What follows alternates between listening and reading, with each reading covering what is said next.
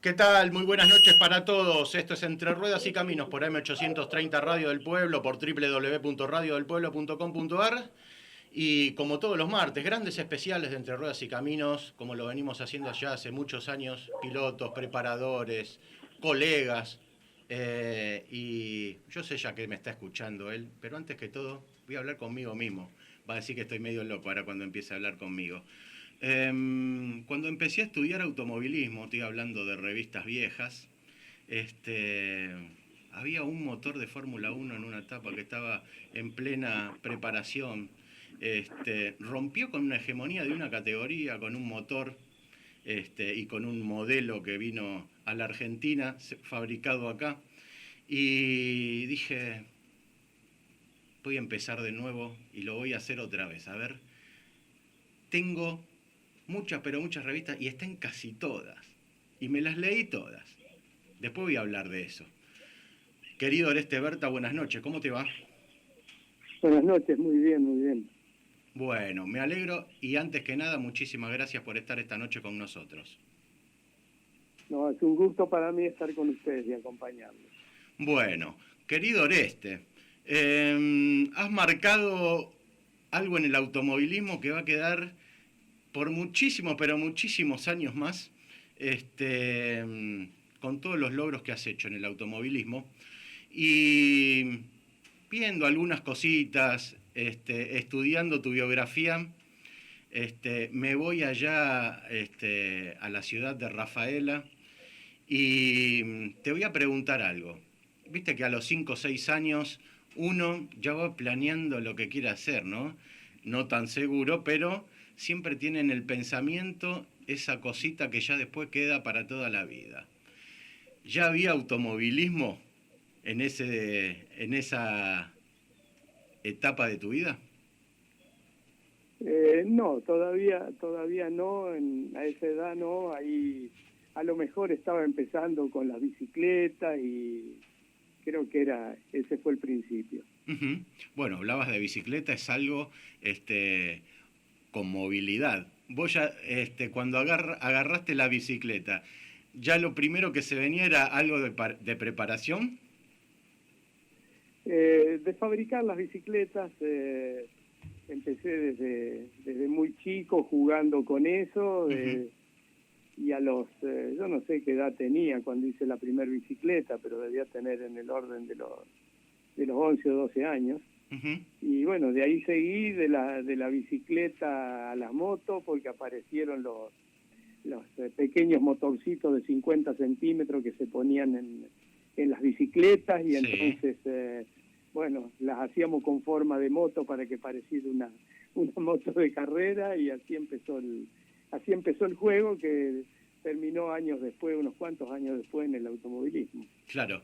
Bueno, contame porque el dueño de la casa de bicicletas te enseñó muchas cosas, ¿no?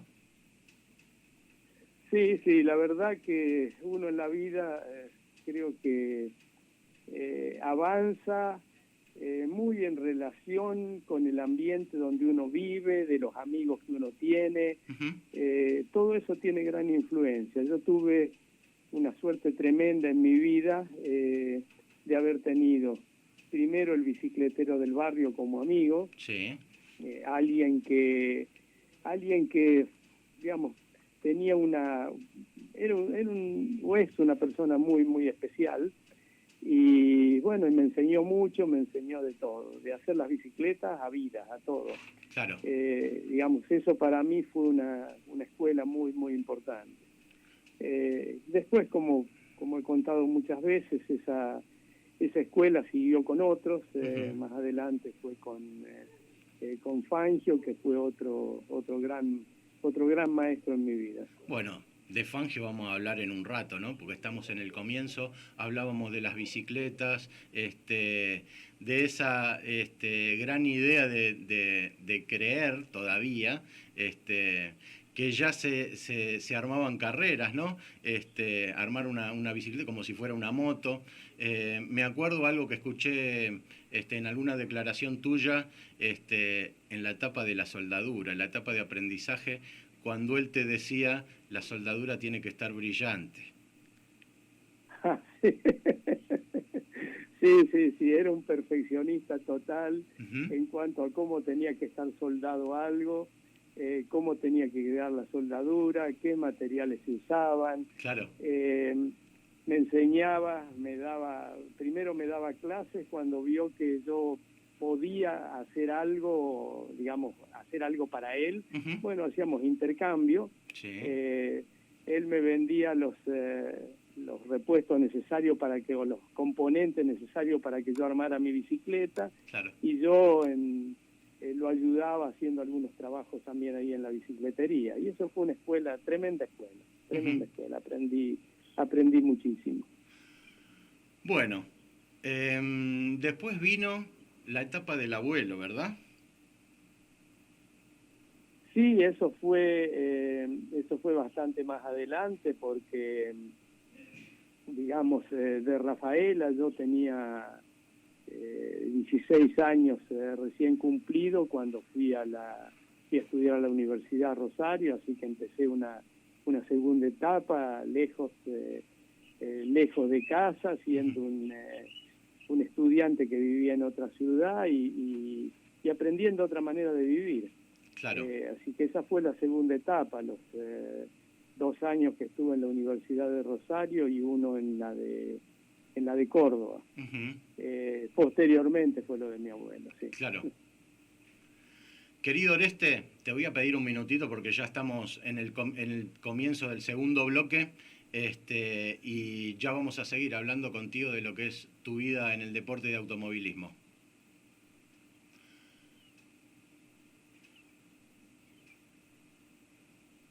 El nuevo amortiguador para pickup se llama Monroe Dakar. Se banca todo. Fabricado por Frick Rod. Prostock Lubricantes. Soluciones integrales del mantenimiento vehicular. Prostock Lubricantes. Avenida Juan B. Justo 4447. 4582-3940. Granja y carnicería Caro. Lechones, corderos, las mejores milanesas del barrio de Caballito. Hidalgo 381, a pasitos de Avellaneda. Haga su pedido al 4902-4396. Baco dura mucho más, son herramientas de verdad. Baco es pura calidad para toda la vida. Baco, calidad que se hereda. Baco, la marca del vikingo. Ahora tengo RusMóvil, la nueva aplicación de Río Uruguay Seguros que me permite ubicar la agencia más cercana. También puedo solicitar asistencia mecánica y hasta comunicar un siniestro. RusMóvil, un avance tecnológico que pone la información de mi seguro donde la necesito. Entra en la tienda de Google y busca RusMóvil de Río Uruguay Seguros. Planet Parts, repuestos para vehículos nacionales e importados y línea asiática. Juan B. Justo 4371 Capital. Teléfono 4583-7192. Envíos a todo el país. Facebook, Planet Parts Argentina. www.planetsparts.com.ar. Automotores Automanía, vehículos nuevos y usados, 23 años en Bernardo de Irigoyen 58 Marcos Paz. Teléfono 0220-477-1145. AM830, www.radiodelpueblo.com.ar, a todos los que les voy agradeciendo los saludos, las consultas, todo lo que está saliendo ahora en las redes sociales, en nuestras redes sociales, @rc_radio en el Twitter. En los 280 caracteres está Entre Ruedas y Caminos. En el Facebook, www.facebook.com/Entre Ruedas y Caminos, y en el Instagram, rc_radio. También el canal de YouTube, donde va a estar la nota que compartimos hoy con Oreste Berta. Y querido Oreste, voy a volver un poquito para atrás. Voy a volver a la época de Ferposi. Supongo que lo estarás recordando en este momento, porque vino un amigo tuyo o un compañero tuyo y te dijo que él tenía el secreto del árbol de leva, el glorioso secreto del preparador, ¿verdad? Y yo no voy a decir nada, porque yo lo que hablaste con Ferposi tampoco me lo quiero enterar. Pero también después fuiste a lo de Grossi, que ahí sí estaba el palacio del árbol de leva. Así es. Han pasado muchos años de la historia esa, algo que empezó como una broma de mis amigos. Uh-huh. Yo era el nene de los que nos juntábamos a jugar con las motos de carrera. Sí. Y terminé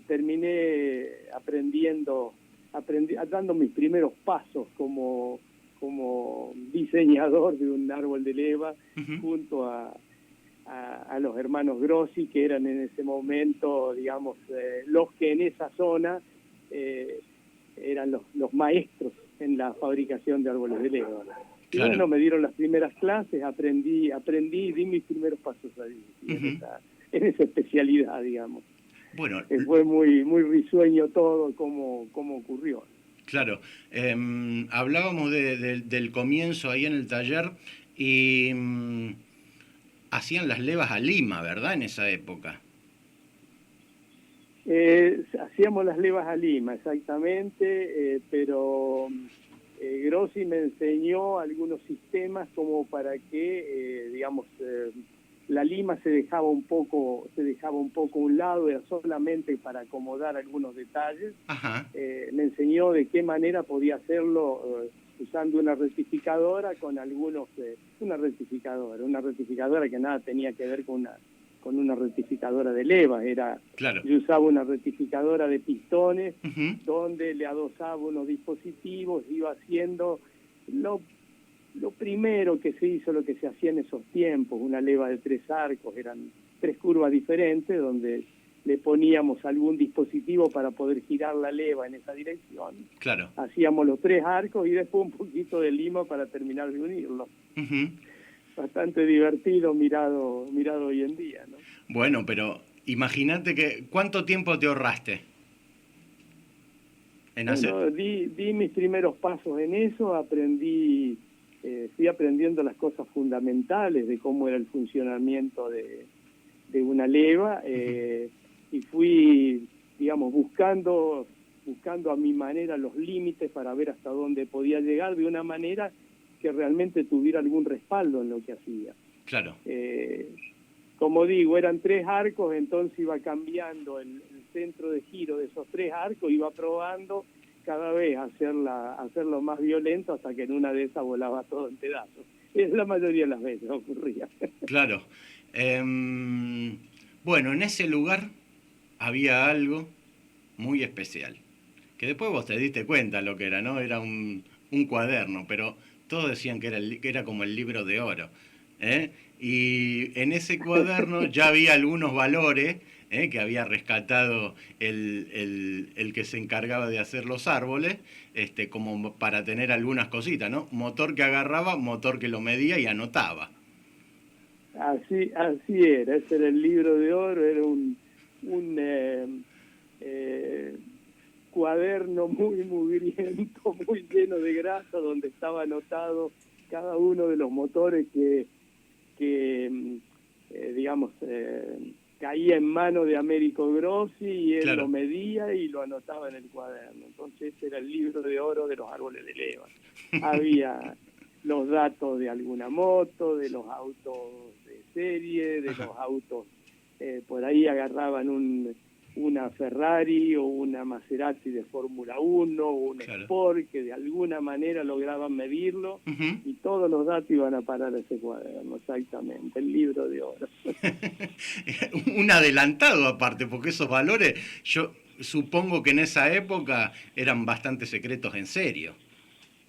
Eran bastante secretos, se cuidaba mucho todo eso, pero bueno, se juntó una cantidad de datos que interesante para empezar a aprender. Yo no lo hice con los árboles de leva eso, pero sí muchos años más tarde, Ujú. cuando empecé a trabajar en los autos de Sport, y hacía algunos trabajos con Emerson Fittipaldi. Sí.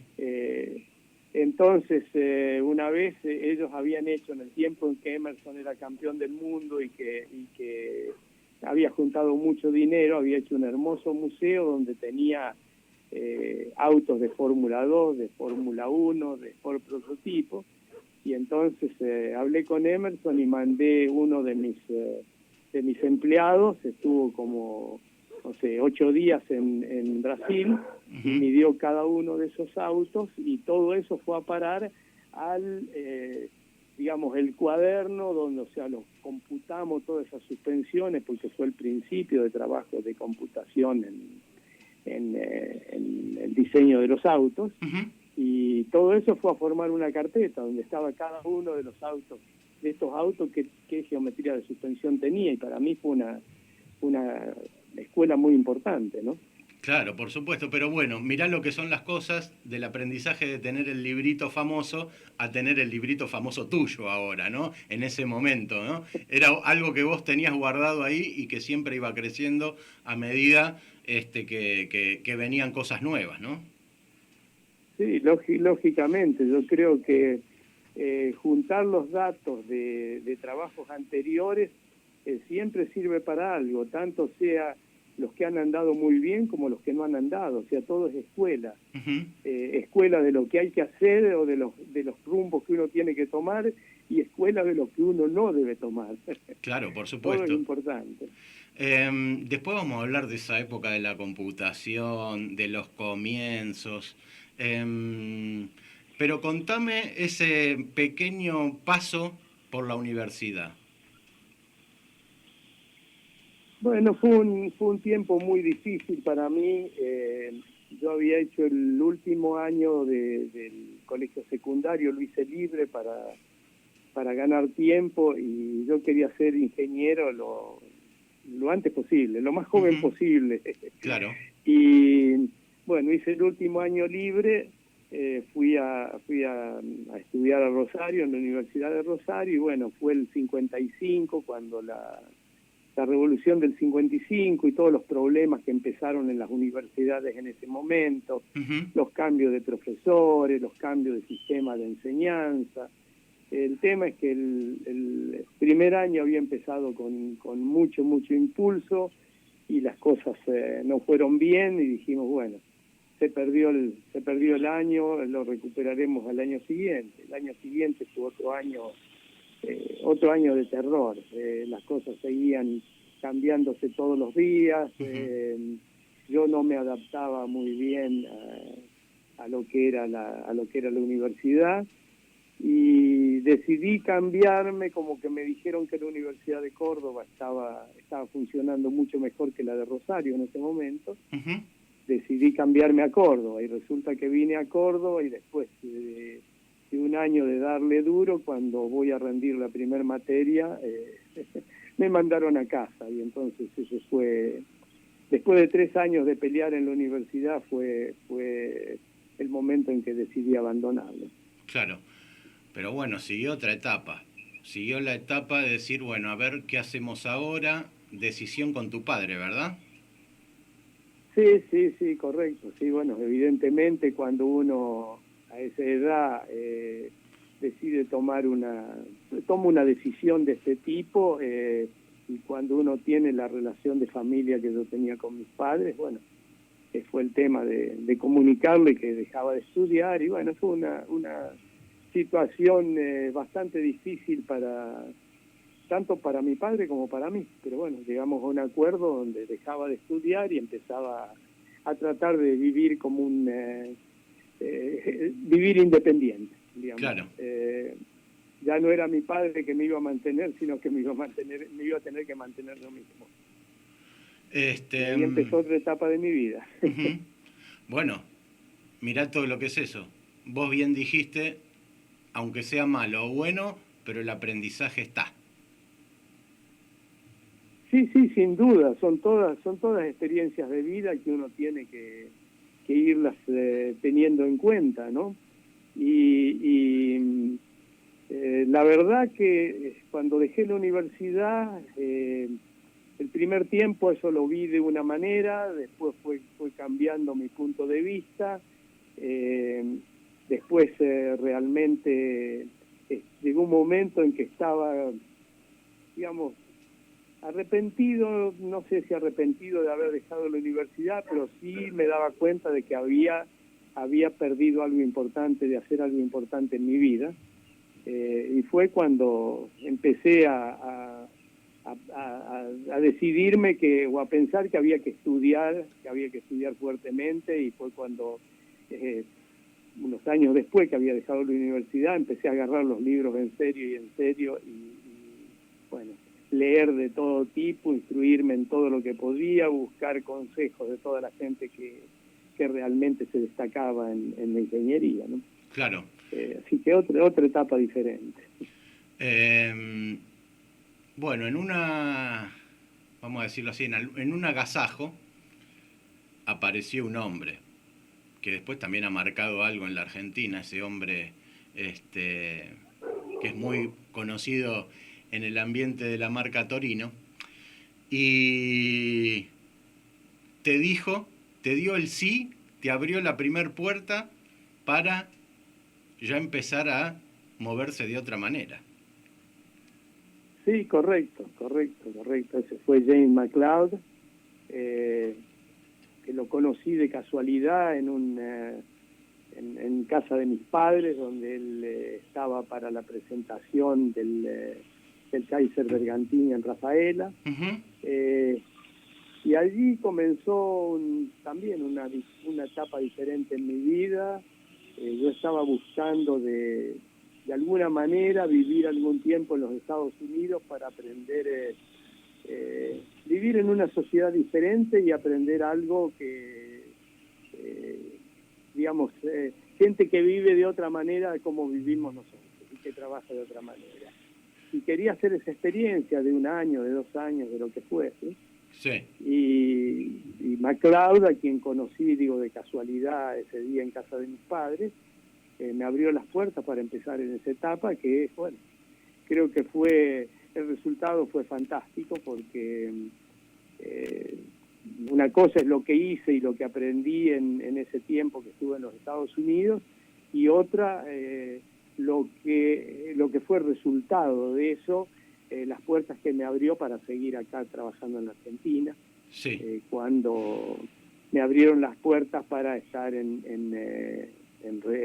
ICA, en Industrias Kaiser Argentina en ese momento. Querido Oreste, te voy a pedir otro minuto más porque ya comenzamos la segunda media hora de Entre Ruedas y Caminos.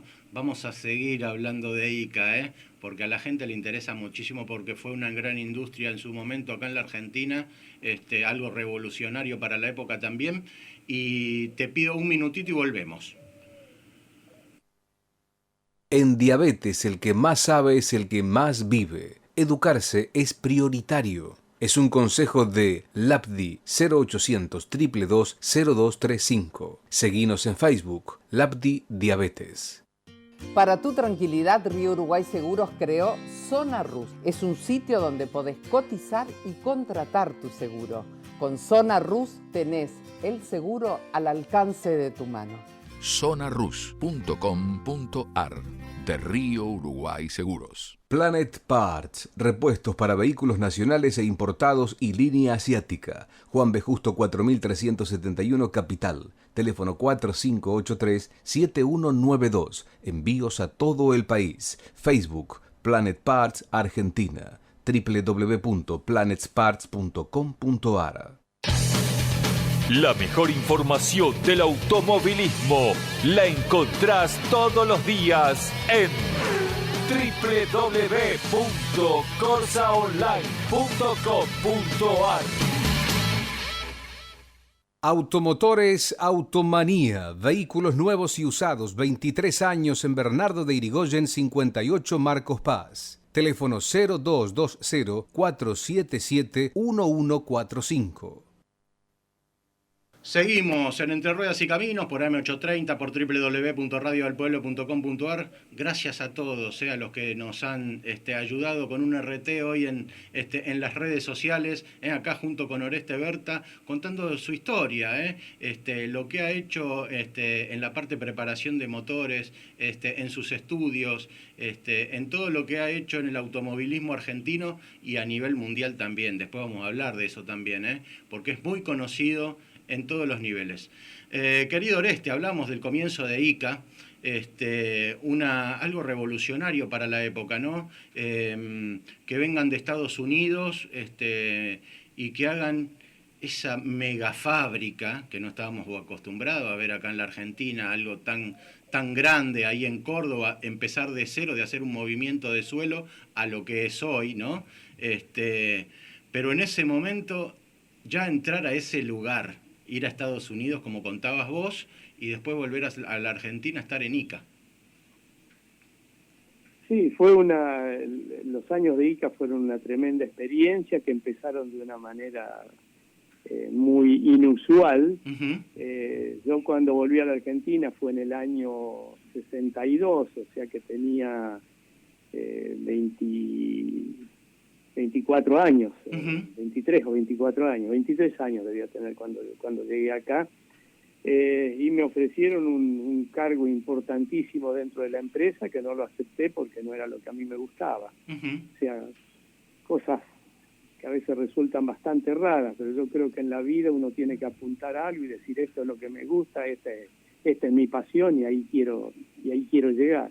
Claro. Eso me costó una, digamos, una pelea importante para lograr hacer lo que yo quería, y bueno, los jefes decidieron que si eso es lo que yo quería lo podía hacer, pero iba a tener que empezar de abajo, de muy, muy abajo. Uh-huh. Ir subiendo con el tiempo. Bueno, eso me llevó unos 2 o 3 años hasta que pude llegar a ingeniería, que era el lugar donde yo quería estar, y bueno, y de ahí en adelante ya avancé muy muy rápidamente, con algunos tropiezos como siempre, ¿no? Claro. Hay que ver que uno a esa edad a veces toma decisiones o se comporta de alguna manera que puede resultar chocante para alguno, o lo puede tomar de manera equivocada, y entonces, bueno, algunos contratiempos tuve, pero digamos, en muy pocos años llegué a ocupar un puesto importantísimo en la empresa, ¿no? Claro. Al punto que crearon un departamento especial para mí, donde tenía amplias facultades, a tal punto que yo creo que si lo analizo después de los años, en ese momento no lo pensé, pero lo analizo después de los años, y yo digo, yo creo que en la empresa no debía haber nadie que tuviera las libertades que tenía yo. Claro.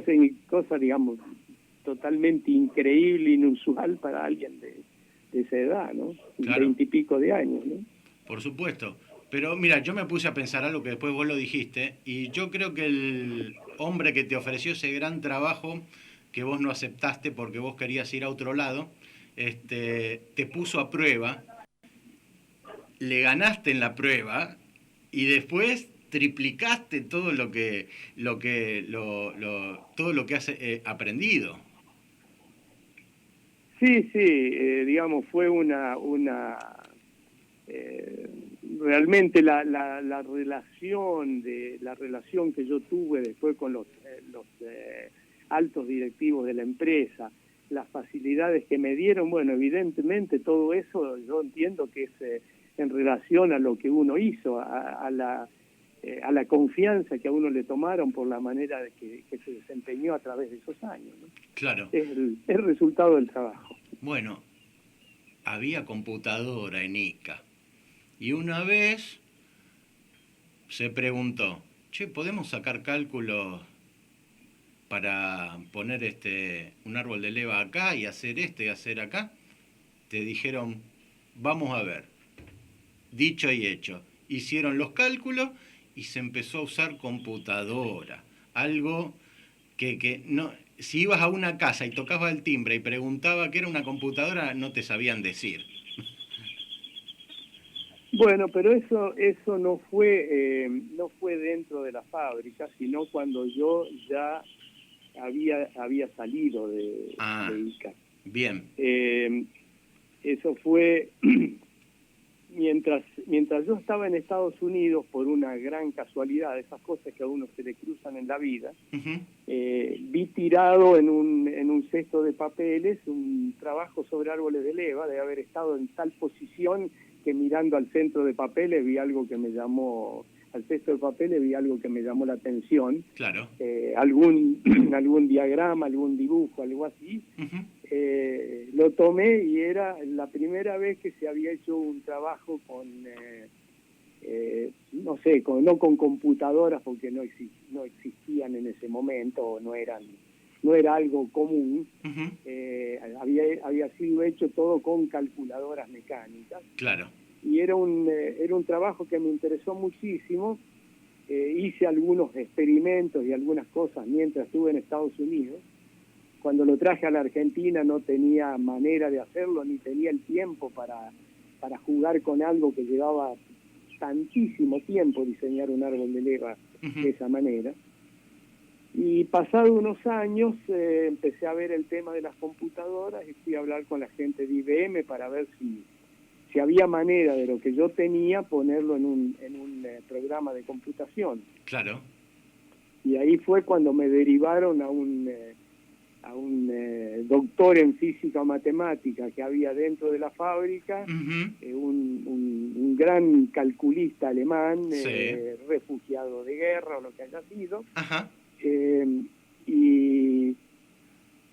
Y este hombre, bueno, se interesó muchísimo en el trabajo y empezamos a hacer trabajos de computación. El primero que hicimos fue el tema de los árboles de leva, uh-huh. después el diseño de resortes, tanto de resortes de suspensión como de resortes de válvula. Uh-huh. En el interín, cuando había algún tiempo libre, ya mi esposa, que manejaba las finanzas de la empresa, o del principio de la empresa. Sí. Entonces también este hombre hizo todos programas para que ella llevara mucho más fácilmente su trabajo. Uh-huh. Y después un día empezamos a hablar de hacer la suspensión de los autos. Y esto parecía una cosa muy, muy difícil. Y sí.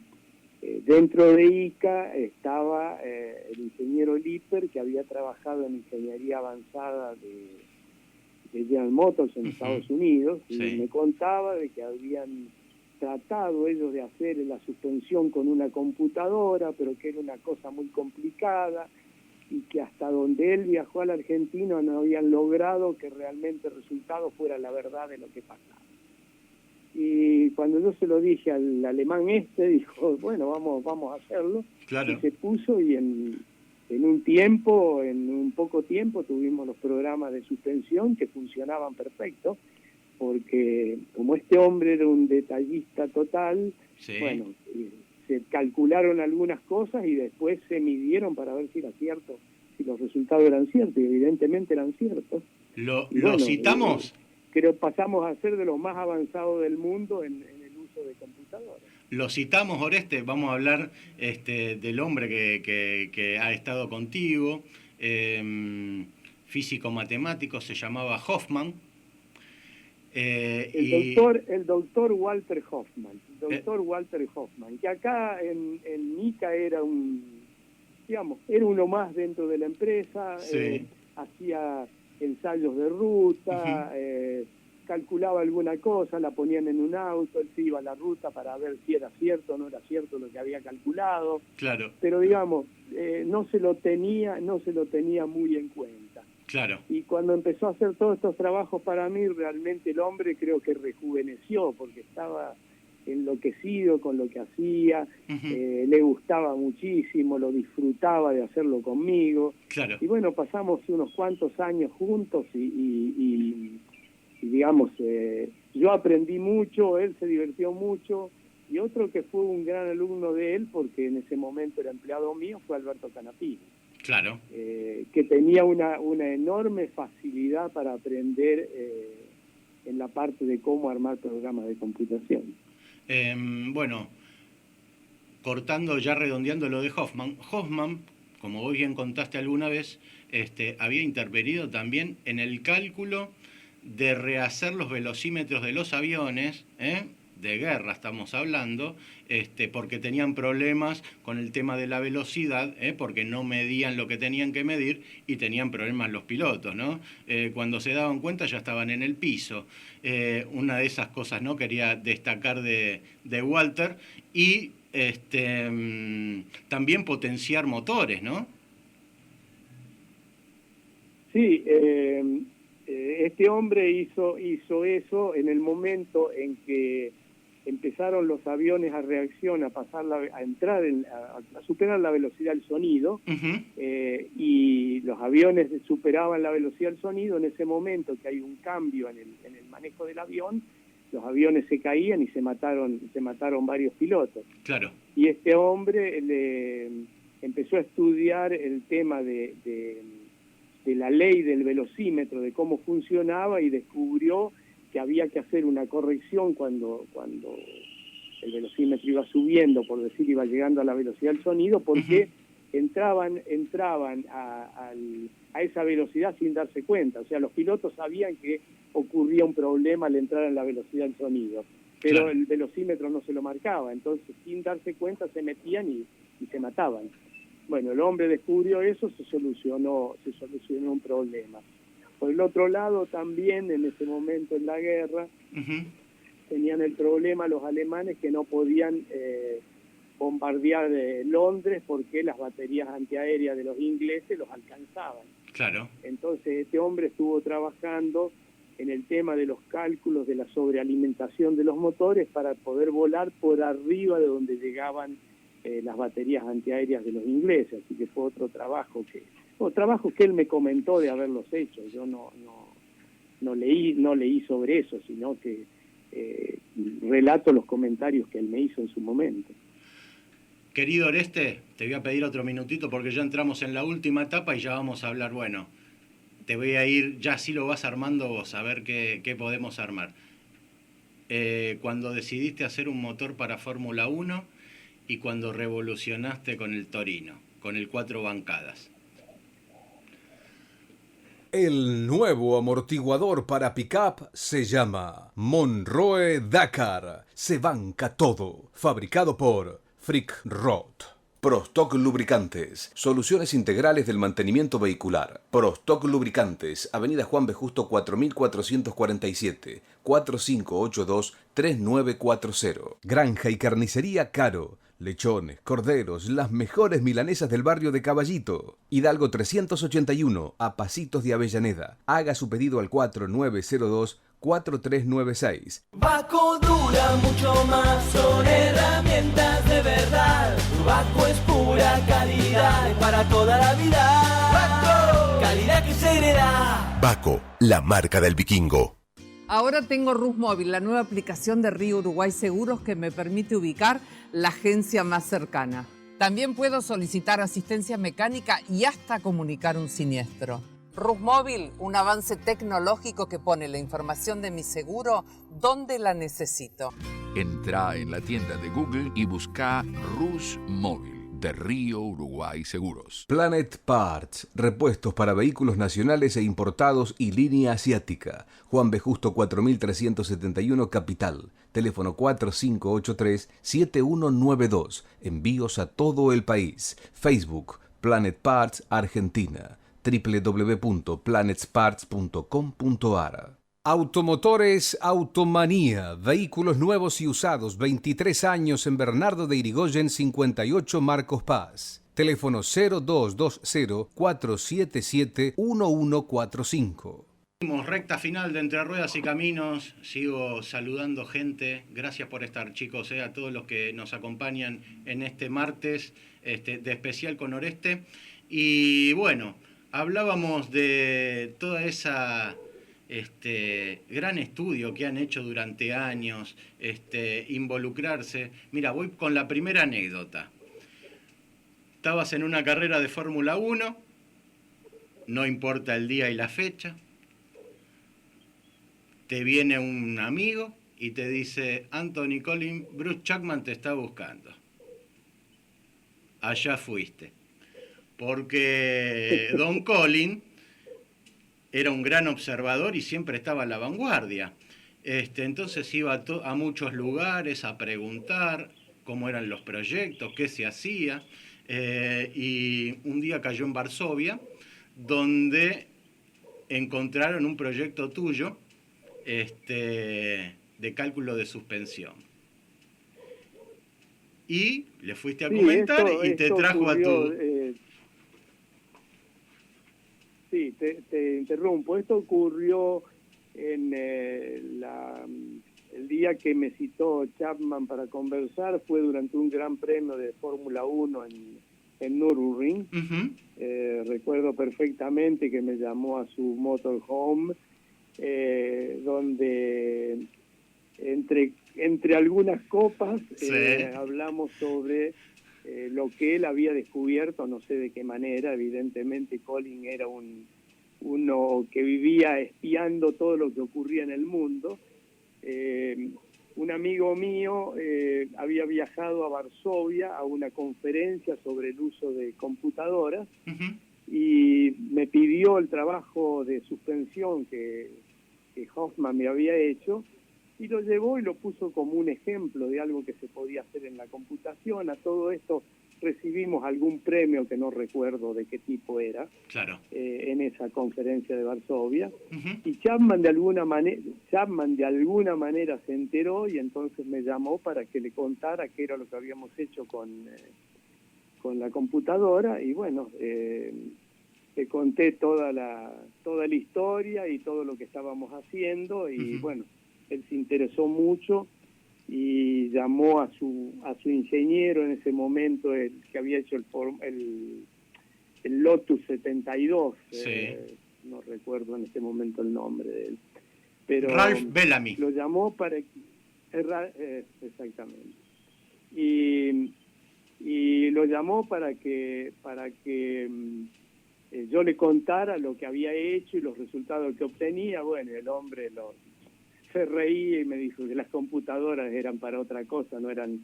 Las suspensiones de los autos de carrera se diseñaban de otra manera. Entonces me enseñó cómo en un gran pizarrón y a una escala muy grande para ver los errores, uh-huh. Él dibujaba la suspensión y veía los movimientos. Claro. Pero en una computadora nunca se iba a hacer en una computadora. Así que el hombre le erró de medio a medio, porque 2 o 3 años después todo se hacía en computadora. Claro, por supuesto, ¿no? Ya venía la era. Fue una anécdota más, ¿no es cierto?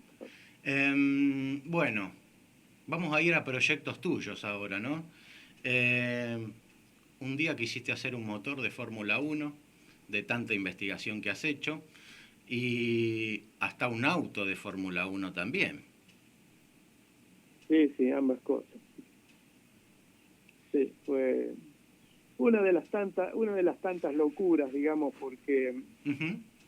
Hay que tener un poco más, posiblemente más los pies sobre la tierra. Claro. Uno llega a un momento donde cree que puede ganarle a todos, sí. O que puede competir a altos, no digo ganarle a todos, pero competir a altos niveles. Uh-huh. Las cosas se me habían dado bien, había tenido suerte con los resultados de varios proyectos, o los había hecho bien. Uh-huh. Uno lo puede mirar de un lado y del otro lado. Claro. Y me metí en el tema de hacer un motor de Fórmula 1. No fue un diseño totalmente propio, uh-huh. Sino que yo había visto, tenía en mis manos un Cosworth de Fórmula 1 y empecé a pensar en hacer un motor que tuviera curvas de potencia más de acuerdo a lo que yo pensaba que hacían falta para el uso que yo le iba a dar al motor, y a su vez que fuera más sencillo de mantenimiento. Claro. Y entonces, bueno, fuimos diseñando un motor, lo fuimos haciendo, logramos hacer el primer ejemplar, y bueno, ahí fue cuando el gobierno nos ofreció toda su ayuda, todo su apoyo, y nos metimos en un inmenso, para mí, en mi caso, inmenso programa. Claro. Pero empezó a pasar el tiempo y el dinero del gobierno no venía, y los apuros financieros que yo tenía eran cada vez mayores, y bueno, llegó un momento en que no sabía más para dónde disparar, donde no me costó la empresa completa de casualidad, y bueno, y los resultados fueron malos, evidentemente. Ante eso uno tendría que haber sido un milagro de que las cosas funcionaran bien. De cualquier manera estuvimos muy cerca, y los errores más grandes, los problemas más grandes que tuvimos no fueron nuestros, sino de errores en la fabricación de alguna pieza en la cual nosotros no teníamos ninguna participación. Claro. Pero bueno, cosas que pasaron, tiempos que eran mucho más fáciles. En ese momento era mucho más fácil hacer un motor que lo que es hoy en día, ¿no? Eso no hay, ninguna duda. La ingeniería no estaba tan avanzada. Para ir terminando, bueno, vamos a hablar del quíntuple campeón del mundo, Juan Manuel Fangio, que has estado muy vinculado a él, ha abierto muchas puertas también para vos. Un tipo que fue muy observador en cuanto a muchas cosas también. Él veía algo en las personas y las elegía por algo, como le pasó a Sicare en su momento, que había hablado mucho con Fangio, también contigo. Y bueno, apareció un auto, que ya lo conocemos todo, ya la gente está preguntando muchísimo, una carrera, año 1969, y allá partieron al gran circuito. Sí, fue algo, un proyecto grande, interesante, digamos. Yo en ese momento era un poco como un hijo con Juan. Había surgido una gran amistad entre los dos. A él le interesaba mucho lo que yo hacía, quería ayudarme para que pudiese llegar arriba. Entonces teníamos una vida con un compañerismo realmente muy, muy grande. Me guiaba en una cantidad de cosas, me abría puertas en cada lugar donde yo quería estar o quería saber algo, necesitaba información, y la gran llave para abrir todas esas puertas era Juan Manuel. Y un día surgió el tema de Nürburgring, no sé, casualidad, en uno de los viajes que hicimos a Europa juntos. Y bueno, se pensó en hacer esto. Empezamos a ver cómo se podía llevar a cabo. Al principio fue nada más que una idea así muy, muy liviana, y un día, yo no sé si él o yo, alguno se lo comentó a Carlos Lobosco. Sí. Y Carlos, que era en ese momento el jefe de competición de ICA Renault, se interesó muchísimo en el proyecto y empezó a hacer una fuerza tremenda para que se pudiese llevar adelante. Yo lo he dicho muchas veces. Carlos a veces dice que no es así, que no es realmente así, pero yo estoy absolutamente convencido. No hubiéramos ido a Nürburgring si no hubiese sido por Carlos Lobosco. Yo puse mi parte, Juan puso su parte, pero el que hizo toda la fuerza y el que pasó arriba de todos los obstáculos fue Carlos Lobosco. Aunque haya muchas personas que no lo tengan en cuenta, ¿no? Yo siempre lo recuerdo, yo se lo digo a él, él dice que no es así, pero para mí es así. Por supuesto. Esa es mi verdad. Y yo creo que, mira, por lo que me contás vos, debe haber sido, yo en mi pensamiento, debe haber sido así también, ¿no? De ver esa magnitud de proyecto y decir, no, yo no le puedo decir que no a esto. Yo me imagino la situación de él en ese momento, ¿no? Así medio en el aire, me la estoy imaginando. Y bueno, dio sus frutos, ¿no? Porque marcaron una época también, mismo cuando empezaron con los torinos 2 años antes, en esa famosa carrera de San Pedro. No vamos a contar mucho porque ya lo saben y queda poquito, pero han marcado una época, querido Oreste, en todo, ¿no? Después han venido la época del TC 2000, ¿eh? Yo ya estaba. Y siempre, en donde había una juguetería, yo tenía que parar a comprar una Fuego porque necesitaba una. Porque era chico para manejar una de verdad. Entonces a mí me compraban la del juguete.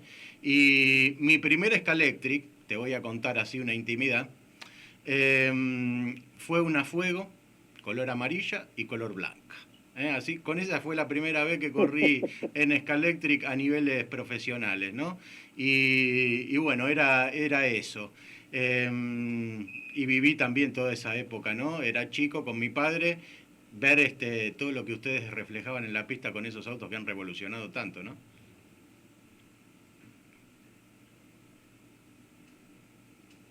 ¿Y nos escuchás, Oreste? Sí, sí, adelante. Te decía lo de la Fuego, que fue una gran revolución también en el Turismo Competición 2000, ¿no? Sí, así es. Fue una de las tantas épocas de las diferentes cosas que hicimos en el automovilismo. Cada una fue, digamos, llevada adelante de acuerdo a cómo las cosas estaban en esa época, ¿no? Claro. Son todos proyectos totalmente diferentes uno del otro, ¿no? Mira. Pero bueno, todos hechos con pasión, con tantas ganas de llevarlo adelante y de obtener resultados. Claro. Y siempre rodeado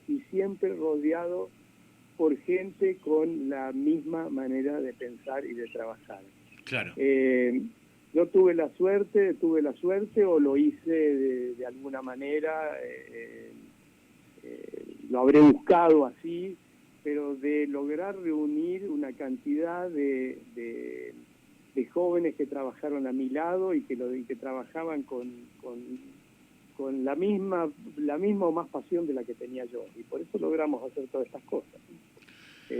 Proyectos tan diferentes a veces uno del otro, ¿no? Bueno. Mira, yo agarré revistas y aprendí, vi todo lo que han hecho ustedes y en todo el automovilismo, ¿no? Y yo creo que se pueden hacer muchas cosas, hay gente que hace muchísimas cosas también, y es por eso que vos decís, ¿no?